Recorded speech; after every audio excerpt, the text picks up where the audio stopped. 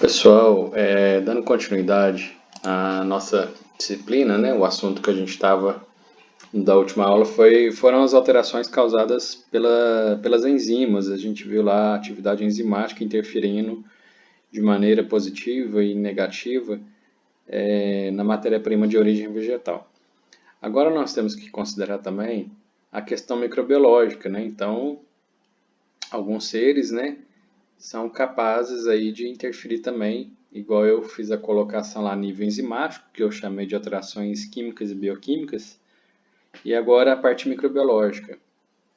Então vamos entender um pouco a nossa matéria-prima para a gente fazer um entendimento dessa questão da atividade microbiológica, mas a gente tem que conhecer melhor a matéria-prima em alguns parâmetros de questão química, né? Então, as frutas tropicais, né, como a maioria das frutas, são geralmente ácidas. Elas têm um pH que tem uma variação muito grande, que é entre 2. Para cajás, que eu coloquei essa fotinha aqui à direita, para quem nunca ouviu falar, mas é uma fruta muito comum no Cerrado brasileiro. Né? Uma fruta muito popular no estado de Goiás e Mato Grosso, por exemplo, mas aqui no sul de Minas também tem. Tá? Ela é extremamente ácida. Ela tem um pH em torno de 2, então consumir isso aqui puramente é quase que impossível. Mas dá para fazer alguns produtos, suco ou alguns doces, né, que vai o cajá. E nós temos aqui, por exemplo, mamão, a gente está falando do pH, né? Cajá em torno de 2 e o mamão de 5,59. Então eu vejo uma variação muito grande entre as frutas com relação ao valor de pH, né? E eu chamo a atenção que melões também geralmente possuem o pH mais elevado. E o que eu estou querendo chamar a atenção com esse parâmetro químico, né, que é o pH? Porque aqui eu te digo que é basicamente impossível de desenvolvimento microbiológico, né, nesse pH de 2. Já esse 5,59 e normalmente acima desse valor para melão também, já são frutas que tem uma certa facilidade de desenvolvimento microbiológico, principalmente no que tange aos fungos, devido a esse pH elevado.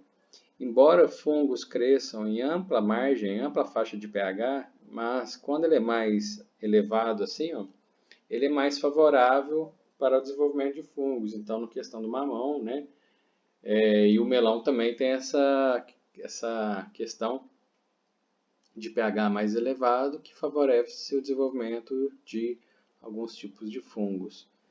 É interessante ressaltar que as frutas possuem quantidade elevada de sólidos solúveis totais. Né? Esses sólidos solúveis totais, normalmente a gente usa um aparelhinho que a gente chama de, essa unidade de medida, a gente chama de graus Brix. Né? Então, os sólidos solúveis totais quando eu vejo esse valor aqui de 5,7 graus Brix, eu estou medindo o que seria o sólido solúvel, né? Aquilo que é solúvel em água, os minerais, proteínas, em caso de frutas, principalmente açúcares, né? Em torno aí desses sólidos solúveis totais, né? Esse Brix aí, né? Que são vários sólidos que ele está medindo, em torno de 90% ali no caso das frutas, 90% desse Brix é constituído de açúcares. Então, aqui nós temos um valor de 5,7 graus Brix para a acerola, por exemplo. E a gente consegue encontrar valores bem maiores no caso, né, de outro tipo de fruta, que é o caso da banana. Algumas variedades apresentam 25 graus Brix. Ou seja, essa banana tem muito mais doçura do que a acerola. Lembrando que sólidos solúveis engloba minerais, proteínas, tudo aquilo que é solubilizado em água, principalmente o açúcar. Então, por isso que normalmente quanto maior o Brix, maior é a doçura dessa fruta, porque dentro desse Brix, que é o sólidos solúveis totais, em torno de 90, aliás, mais de 90% desses sólidos são representados pelos açúcares.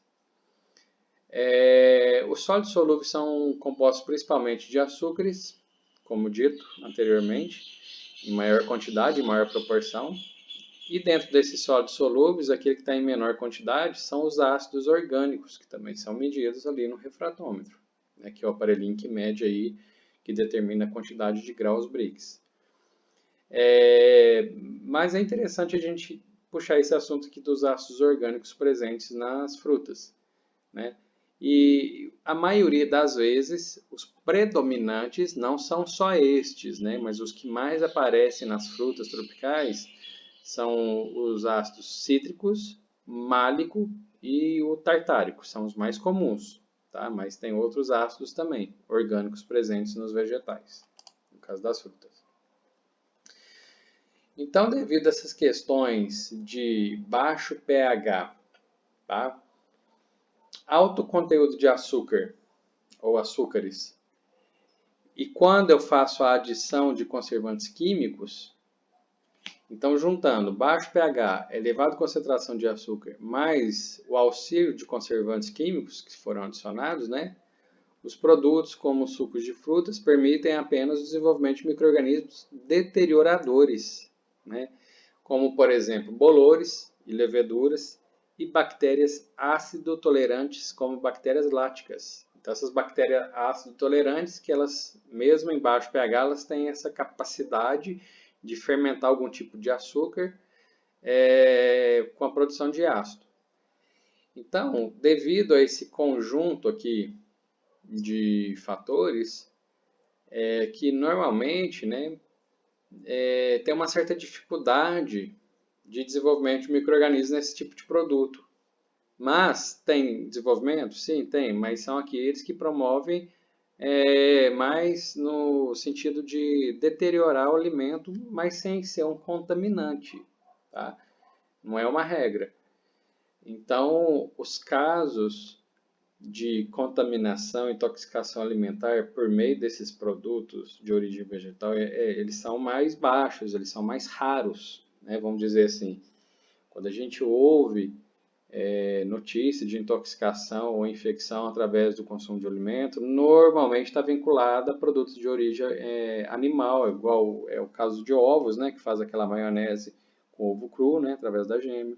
Produtos lácteos, como queijos feitos a partir de leite cru, produtos derivados de carne.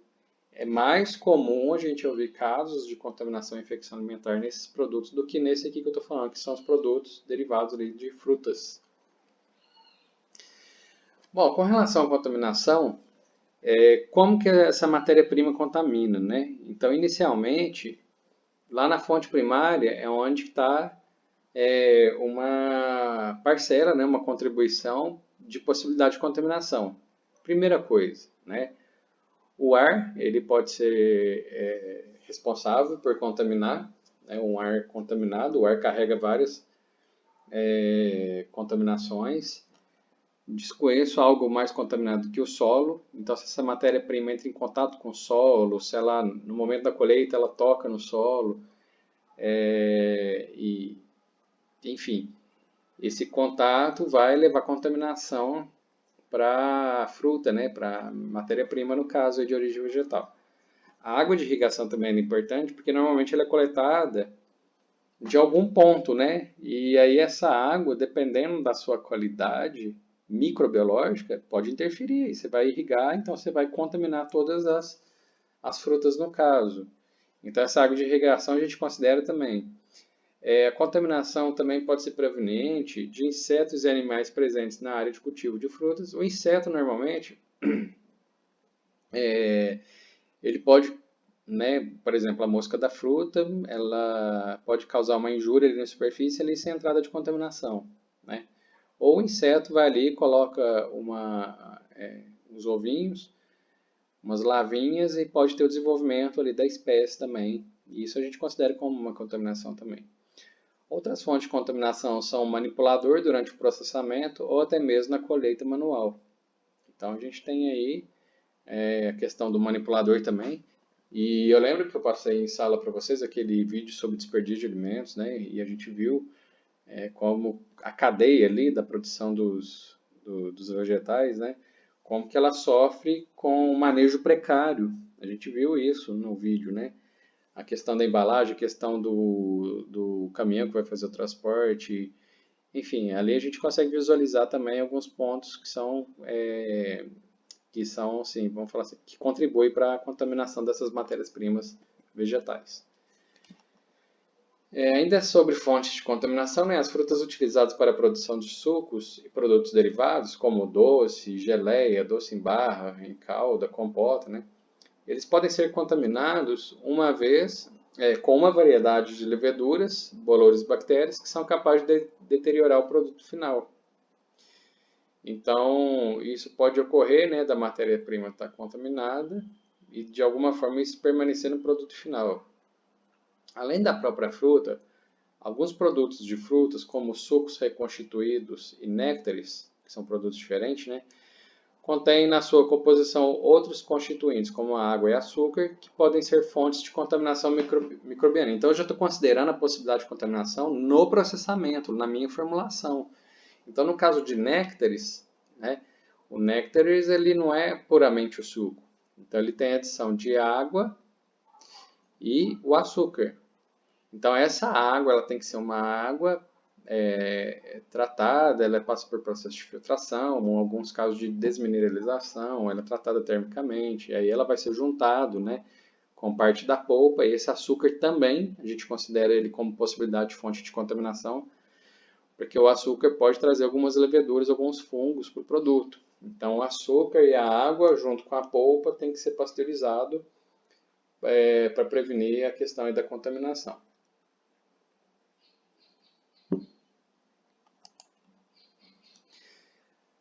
Chamo a atenção novamente para o açúcar, né? Porque ele é utilizado em sucos, que são esses néctares, né? Normalmente prontos para beber. E ele pode ser uma fonte de contaminação, tanto na forma granulada, que é açúcar cristal, que a gente conhece, que é muito utilizado pela indústria, como na forma de xarope também, então na forma fluida. Então, como dito, né, o açúcar pode ter a presença de leveduras, então faz a obrigação da gente fazer a adição lá na água e na polpa e depois pasteurizado. Depois tem que passar pelo processo de pasteurização, para mim diminuir essa possibilidade de contaminação do produto final. A atividade de água do açúcar granulado, que é esse açúcar cristal, ela é muito baixa, né, para permitir o crescimento da maioria dos micro-organismos. Só que tem uma questão, né, lá na microbiologia, alguns bolores e leveduras podem sobreviver e contaminar o produto final, né? Na microbiologia a gente vê, né, que mesmo ele não tendo a atividade de água favorável, mas ele pode conter alguns tipos de micro-organismos, normalmente levedura e bolor, tá? No caso de açúcar com baixa atividade de água, e pode contaminar o produto final. O xarope de açúcar, né, é uma mistura de açúcar e água, e normalmente esse xarope apresenta um Brix de 60 graus, né, ou mais, e tem atividade de água de 0,9, tá, para sacarose, ou 0,85 para glicose ou frutose ou até menor. Esse xarope ele também é uma forma de adoçar, né, por meio do açúcar cristal na forma de granulada, né, sólida, ou essa forma aqui de xarope. Ambos têm que passar pelo tratamento térmico para que não tenha a possibilidade de desenvolver micro-organismos no produto final. Então, somente micro-organismos xerofílicos que podem crescer e fermentar esses produtos concentrados.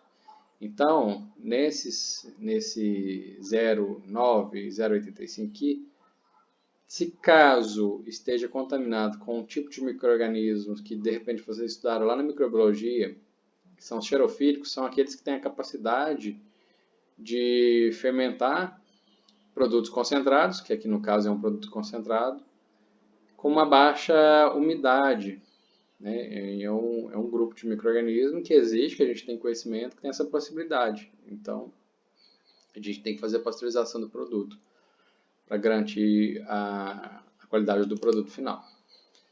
Então, como já dito, né, a água também pode ser fonte de contaminação microbiana. Então, essa água ela tem todo um tratamento, todo um cuidado, né, que vai entrar na formulação. Ela vai ser misturada à polpa, ao açúcar, e aí vai passar por um tratamento térmico. Então, assim, torna-se importante a qualidade da água, que deve ser monitorada e tratada para assegurar que ela não ofereça risco à qualidade do produto e, consequentemente, ao consumidor, já que a água é o maior componente da maioria dos néctares de frutas tropicais. Então, se a gente observar, o Brasil é um grande comercializador de néctar, né, que é o vulgo, que a gente fala de uma maneira errada, que é o tal do suco de caixinha, né? Isso não existe, esse produto não tem.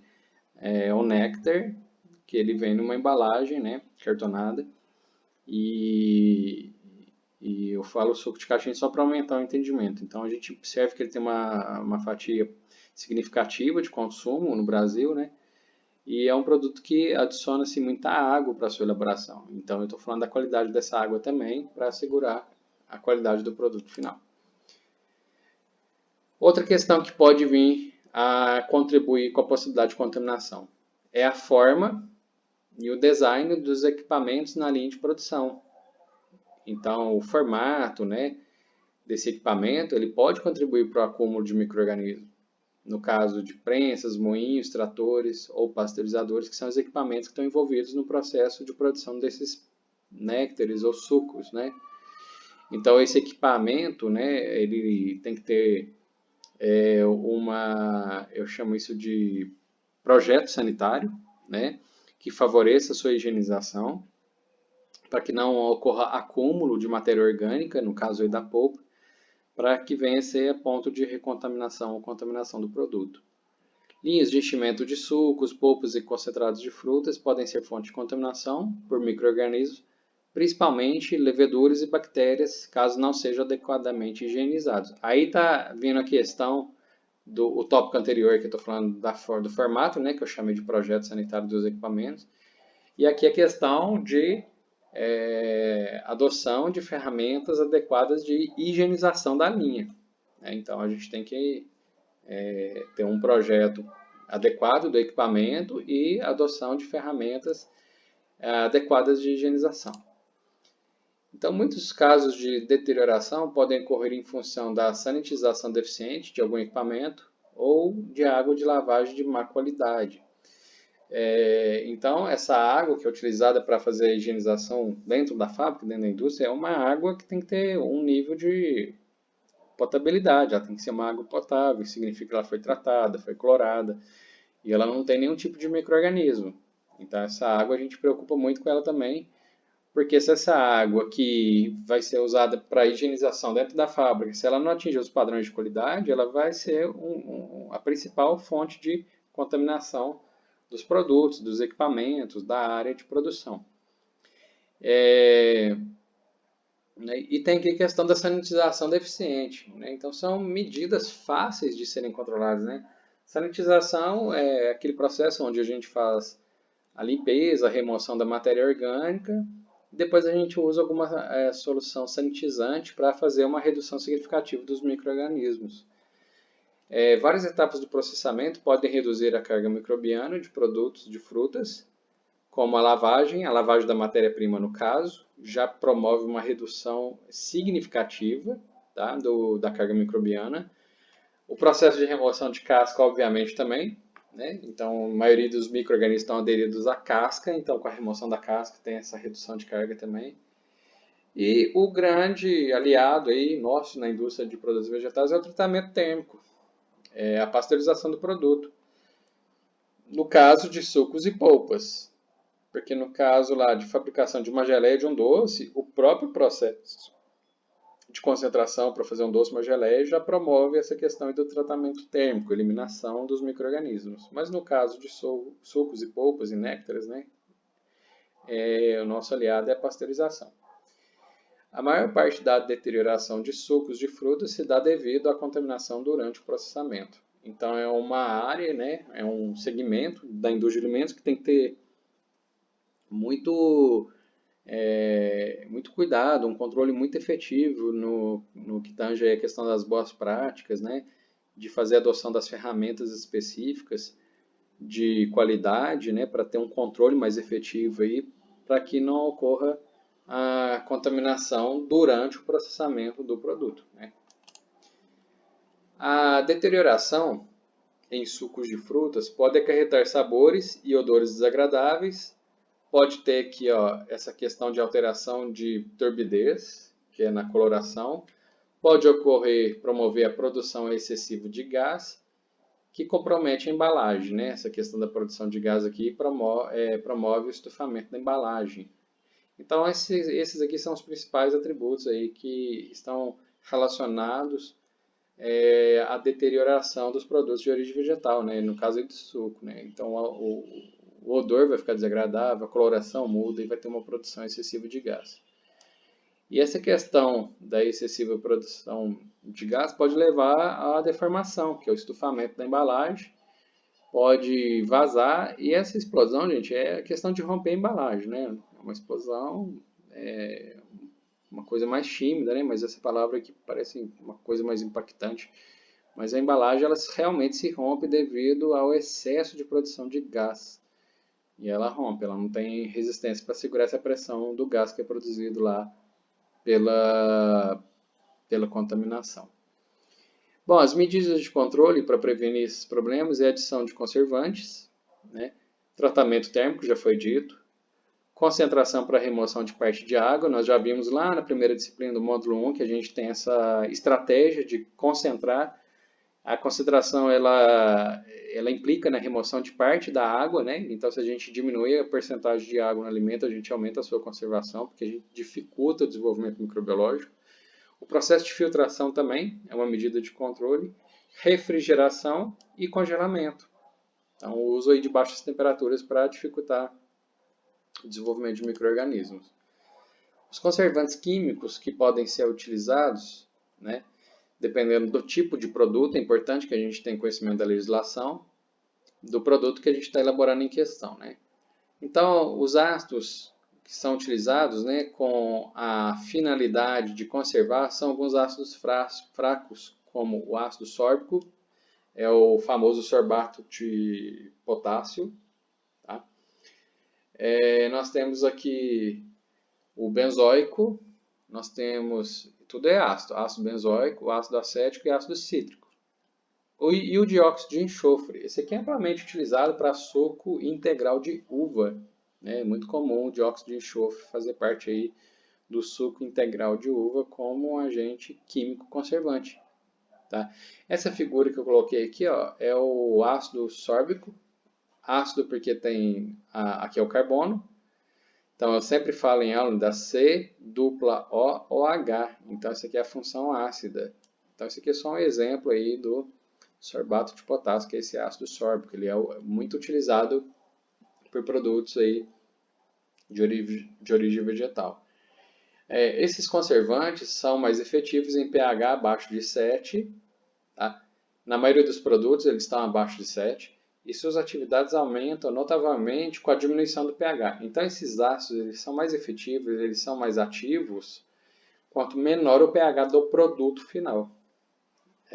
O efeito conservante depende da concentração de ácido não dissociado que aumenta com o decréscimo de pH. Então, se o pH está mais baixo, o ácido vai ficar mais nessa forma aqui, ó, C-O-O-H. Se o pH estiver mais elevado, né, esse hidrogênio ele costuma dissociar daqui, ele vai sair daqui. E aí esse ácido ou esses ácidos com o hidrogênio dissociado, a sua eficácia como conservante é diminuída.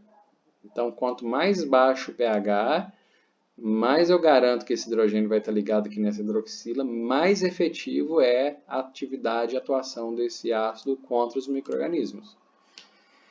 Então, essa conservação por meio do ácido, ela ocorre devido às moléculas do ácido, na sua forma não dissociada, né, que é essa forma da figura anterior aqui, ó, não dissociada ao hidrogênio aqui, ó, coladinho. Eles vão penetrar mais facilmente através da membrana plasmática da célula lá do micro-organismo contaminante. Tá? E esse ácido migrando, né, para dentro da célula, o que ele vai causar? O que ele vai promover? Né? Então, ele dentro da célula, a célula tem um pH próximo à neutralidade, que isso é uma necessidade da célula para ela ter as atividades, né, necessárias. E a dissociação dessas moléculas, aí a dissociação desse hidrogênio ocorrendo lá dentro da célula, né, que vai causar o quê? A redução do pH, porque pH é potencial hidrogênio iônico. Então, à medida que eu aumento essa moléculazinha aqui, ó, dissociada, né, ela vai desconectar aqui, lá no interior da célula, o pH vai decrescer. Porque eu estou falando que o pH bom para a célula é próximo da neutralidade. Então, esse decréscimo do pH intracelular, dentro da célula, e a acidificação do conteúdo celular, porque o ácido foi lá para dentro e acidificou, e vai promover o quê? A inibição de uma variedade de funções celulares, a célula vai travar, ela vai parar suas funções. E o que ocorre dentro da célula que é importante, né, que vai ser travado também, a glicólise, vai parar o transporte de nutrientes e vai causar o extravasamento do conteúdo celular, então uma morte, né? Então o ácido atua dessa maneira. Então numa visão bioquímica, essa é a atividade do ácido orgânico que eu adiciono com a finalidade de conservação nos produtos de origem vegetal. Nós temos aqui a questão do tratamento térmico. Né? O tratamento térmico ele é amplamente utilizado para aumentar a vida de prateleira dos produtos de frutas, sendo esse tratamento moderado, ele é abaixo de 100 graus, porque, né, devido ao baixo pH e devido ao alto conteúdo de açúcares nos produtos de frutas. Então, essa temperatura é um pouco limitante, né, abaixo de 100 graus, porque eu já falei que os produtos derivados de frutas eles têm elevado conteúdo de açúcares. E alta temperatura e presença de açúcares induz a caramelização e a reação de Maillard. E aí o produto ganha o que? Um aspecto mais escuro. Ele fica com uma descaracterização na sua coloração. Por isso que é um pouco limitante. Temperaturas elevadas durante o processamento poderiam ocasionar problemas de caramelização, que eu acabei de dizer. Sucos de frutas com pH menor que 4 são frequentemente tratados a temperaturas entre 70 e 90 graus. Então, esse pH aqui, ó, ele já é um pH que me chama atenção na questão microbiológica, porque aqui quase não tem atividade e desenvolvimento de micro-organismos patogênicos. Então, eu aplico essa temperatura de 70 a 90 para eliminar os micro-organismos que aqui estão presentes, né? Mas na maioria eles são deteriorantes, né? Quase não há possibilidade de patogênico. Então, eu aplico isso aqui e elimino os micro-organismos que iriam promover a deterioração do produto. O principal objetivo da pasteurização em sucos de frutas com pH abaixo de 4,5, isso é importante, né? É a inativação de enzimas, principalmente a pectinesterase, que nós vimos na nossa aula anterior, tá? É uma enzima que promove lá a alteração nas substâncias pêcticas, e a poligalacturonase, além da destruição de micro-organismos deterioradores. É o que eu havia dito no último tópico aqui do slide anterior. Então, o pH abaixo de 4,5, gente, não desenvolve micro-organismos patogênicos. E a maioria dos produtos, né, como sucos e néctares, normalmente eles estão com pH abaixo de 4,5. Se usou lá, fez a fruta, não está abaixo de 4,5, eles adicionam o ácido orgânico, que eu coloquei lá para vocês. Deixa eu voltar aqui, ó. Esses ácidos, o cítrico é o mais clássico de ser utilizado, né? Esses ácidos, né, vão fazer a queda, eu vou chamar isso de ajuste para baixo de 4,5. Eu vou lá, aplico a pasteurização, vai promover a inativação enzimática e a destruição dos micro-organismos que promoveriam a deterioração do produto final. Bom, gente, nossa aula finaliza aqui.